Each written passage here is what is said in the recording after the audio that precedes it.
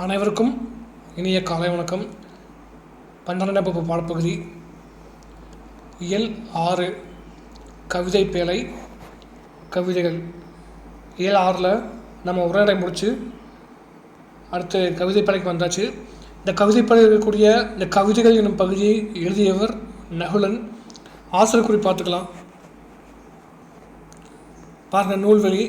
நம் பாடப்பகுதியில் உள்ள கவிதைகள் எனும் பகுதி நகுலன் கவிதைகள் எனும் தொகுப்பிலிருந்து எடுத்தாளப்பட்டுள்ளன. நகுலன் கவிதைகள். கவிஞர் நகுலன். இயற்பெயர் டி.கே. துரைசாமி. இவர் கும்பகோணத்தில் பிறந்தவர். கேரள மாநிலம் திருவனந்தபுரத்தில் வாழ்ந்தவர்.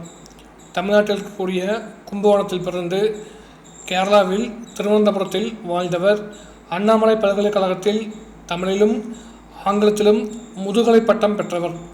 2 பட்டங்கள் பெற்றுள்ளார். தமிழிலும் ஆங்கிலத்திலும் முதுகலை பட்டம் இரண்டுமே பிஜி வாங்கியிருக்காரு. தமிழின் அனைத்து சிற்றிதழ்களிலும் எழுதி வந்தவர். தமிழில் கூட அனைத்து மேகசின்ஸ்லையும் கவிதைகள் எழுதி வந்தவர்.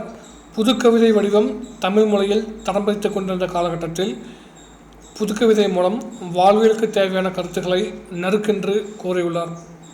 இவர் சொல் விளையாட்டுகளோ வாழ்க்கை பற்றிய எந்த குழப்பமோ இன்றி தெளிவான சிந்தனையோடு கருத்துக்களை உரைத்துள்ளார். கூற வந்த கருத்தை விடுத்து தேவையில்லாத வார்த்தை விளையாட்டுகள் காண்பிக்காமல் அவர் சொல்ல வந்த கருத்தை மிக சுருக்கமாக தெளிவாக உரைத்துள்ளார். இவருடைய கவிதைகள் 3, 5, கண்ணடையாகும் கண்கள், நாய்கள், வாக்குமூலம், சுருதி உள்ளிட்ட சிறு தொகுதிகளாக வந்துள்ளன. இவருடைய கவிதைகள் பார்த்திங்கன்னா 3, 5, கண்ணாடியாகும் கண்கள், நாய்கள், வாக்குமூலம், சுருதி உள்ளிட்ட தலைப்புகளில் சிறு தொகுதிகளாக வந்துள்ளன. இவர் 7 புதினங்களை எழுதியுள்ளார். பாரதியின் கவிதைகளை ஆங்கிலத்தில் மொழிபெயர்த்துள்ளார். இவர் மொத்தம் 7 புதினங்களை எழுதியுள்ளார். பாரதியின் கவிதைகளை ஆங்கிலத்தில் டிரான்ஸ்லேட் பண்ணியிருக்காரு. புதினம் என்றால் சிறுகதைக்கும் ஒரு மிகப்பெரிய கதைக்கும் இடைப்பட்ட வடிவம் புதினம் என்று சொல்லலாம். புதினம் என்றால் ஒரு சிறு கதைக்கும் மிகப்பெரிய ஒரு தொடருக்கும் மிகப்பெரிய ஒரு கதைக்கும் இடைப்பட்ட ஒரு வடிவம் இந்த புதினம். மேலே பாடப்பகுதிக்கு போகலாம். நுழையும் முன் பாரதிக்கு பின்னர் வந்த காலகட்டத்து கவிதைகள் பலவற்றையும் பற்றிய சிந்தனைகளை. பாரதிக்கு பின்னர் வந்த காலகட்டத்தில் இவர் எழுதிய கவிதைகள் பலவற்றையும் பற்றிய சிந்தனைகளை செறிவாக, குறிப்பாக, முரணாக, அழகிய தொடராக தருவதற்கு முயன்றன. புதுக்கவிதை வடிவம் இதற்கு ஏற்றதாக இருந்தது. இந்த புதுக்கவிதை வடிவத்தை தோற்றுவித்தவர் பாரதியார். மிக முக்கியமான ஒரு மதிப்பெண் வினா. புதுக்கவிதை வடிவத்தை தோற்றுவித்தவர் பாரதியார். அது என்ன புதுக்கவிதை என்றால், அந்த சங்ககாலத்தில் பின்பற்றப்பட்ட யாப்பு வடிவம், வெண்பா, ஆசிரிப்பா, வஞ்சிப்பா, களிப்பா போன்ற யாப்பு வடிவங்களை தூக்கி தூரெறிந்துவிட்டு மனம் போன போக்கில் கருத்துக்களை, சொற்களை அமைத்து கவிதைகளை எழுதுவது இந்த புதுக்கவிதை வடிவம் என்று சொல்வார்கள். இங்கு அந்த யாப்பிலக்கணம் என்பது பின்பற்றப்படுவது கிடையாது. யாப்பிலக்கணத்தை தவிர்த்து மனம் போன போக்கில் கருத்துக்களை சொற்களின் மூலமாக விளக்குவது புதுக்கவிதை வடிவம். இந்த புதுக்கவிதையானது கருத்துக்களை எவ்வாறு விளக்கியது என்றால், சிந்தனைகளை, கருத்துக்களை மிக செறிவாகவும், செறிவு என்றால் அடர்த்தியாகவும், குறிப்பாகவும், முரணாக, முன்பின் முரணாக, அழகிய தொடராக தருவதற்கு இந்த புதுக்கவிதைகள் முயன்றன. புதுக்கவிதை புதிய வடிவம் கொண்ட கவிதை என்ற பொருள் மட்டும் கொண்டதல்ல, புதிய சிந்தனைகளையும் புதிய கருத்துக்களையும் புதுமையாக சொல்வதையும் குறிப்பது. புதிய சிந்தனைகள், புதிய கருத்துக்கள் புதுமையாக சொல்வதை குறிப்பது. நீங்கள் கூட புதுக்கவிதை எழுதலாம். உங்களால் கூட புதுக்கவிதை எழுத முடியும். உங்களோட சிந்தனைகளை புதிய வடிவத்தில் தெரிவிக்க இந்த புதுக்கவிதைகள் உதவும். கவிதைக்குள்ளே போகலாம். பாருங்கள், முதல் கவிதை.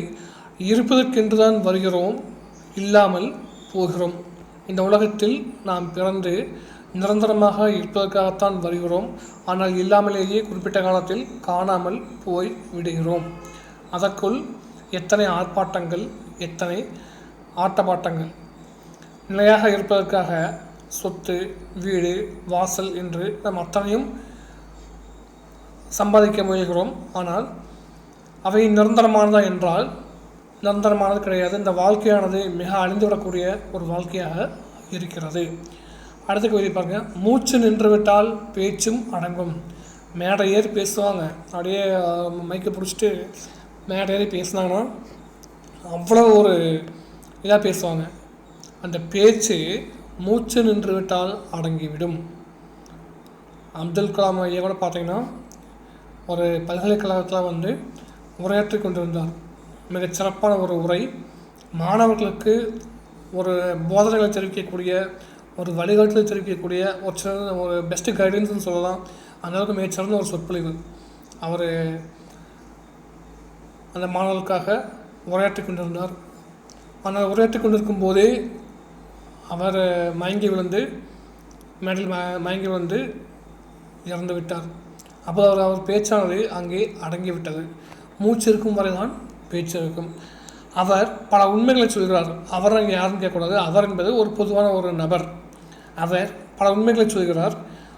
ஒரு உண்மையை சொல்லாமல் இருப்பதற்கு, அதாவது அவர் செய்த தவறோ, அவர் மனதிற்குள்ள ஒரு கருத்தோ, அவருக்கு தோணிய ஒரு ஏதாச்சும் ஒரு கருத்தோ அதை வெளிக்காட்டாமல் இருக்க வேறு பல உண்மைகளை சொல்கிறார். அவர் பல உண்மைகளை சொல்கிறார் ஒரு உண்மையை சொல்லாமல் இருப்பதற்கு. ஒரு விஷயத்தை மறைக்க மற்ற விஷயத்தை கூறுவது. ஆர்ப்பரிக்கும் கடல் அதன் அடித்தளம் மௌனம், மகா மௌனம். நம் கடற்கரை போய் நின்றோம்னா கடற்கரை ஓரமாக அலைகள் மிக வேகமாக வீசும். அலைகள் மிக வேகமாக மோதும்.